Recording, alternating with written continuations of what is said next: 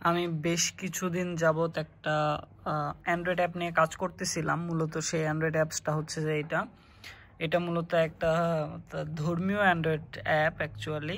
সেই অ্যাপে কিছু ফিচার্স আছে, এগুলা জাস্ট তাদের বইয়ের কিছু অংশ তুলে ধরা হয়েছে সেখানে। তো এই অ্যাপটা আসলে বিল্ড করার পরে যখন টেস্টিংয়ে দিছি, তখন টেস্টিংয়ে দেওয়ার পরে টেস্টিংটা সম্পূর্ণ হয়েছে, কিন্তু বিষয়টা হচ্ছে তার 2-1 দিনের ভেতরে অ্যাপটা সাসপেন্ডেড হয়ে গেছে। অ্যাপটা সাসপেন্ডেড হওয়ার কিছু কারণ আমি দেখাচ্ছি।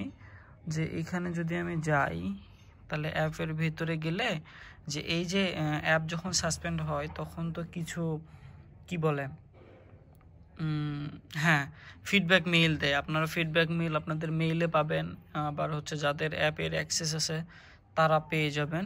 তো সেক্ষেত্রে আমি জাস্ট সেই মেইলটা ওপেন করতেছি। মেইলটা ওপেন করলে তো আপনারা দেখতে পারবেন যে কি কি মানে হচ্ছে যে ইস্যুতে তারা সাসপেন্ড করে দিছে।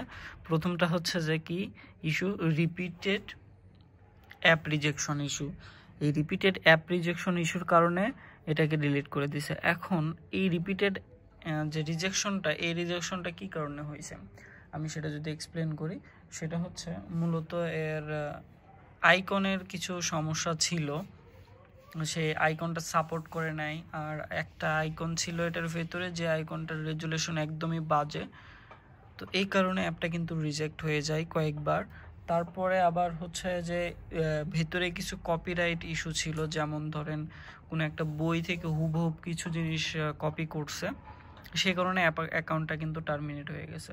তো এখান থেকে আমরা কেস স্টাডি থেকে কী জানতে পারি যে আমাদের অ্যাপ ডেভেলপমেন্ট করার ক্ষেত্রে কিছু জিনিস খুব কেয়ারফুলি মেনটেন করতে হবে। একটা হচ্ছে কপিরাইট ইস্যু, আর একটা হচ্ছে যে অ্যাপের যে রেসপন্সিভনেস, এই জিনিসটা মাথায় রাখতে হবে। যদি অ্যাপের কোথাও কোনো ঝামেলা থাকে, কোনো অ্যাপের আইকন খুব ভালোভাবে বোঝা না যায়, আবার হচ্ছে একটা কালারের ভিতরে আর একটা কালার দিয়ে যদি আপনার কন্ট্রাস্টটা যদি ভালো না হয়, তাহলে কিন্তু সেই অ্যাপটা রিজেক্ট হওয়ার সম্ভাবনা অনেক বেশি। আর যদি 3বারের থেকে 4বার অ্যাপটা রিজেক্ট হয়, তাহলে কিন্তু এই যে অ্যাপটা সাসপেন্ডেড হয়ে যাবে। কিসের কারণে? এই যে যেটা হচ্ছে যে রিপিটেড অ্যাপ রিজেকশন, কয়েকবার রিজেক্ট হলে তো আপনার অ্যাপটা সাসপেন্ডেড হওয়ার সম্ভাবনা আছে। তো এই বিষয়টা অবশ্যই মাথায় রাখতে হবে।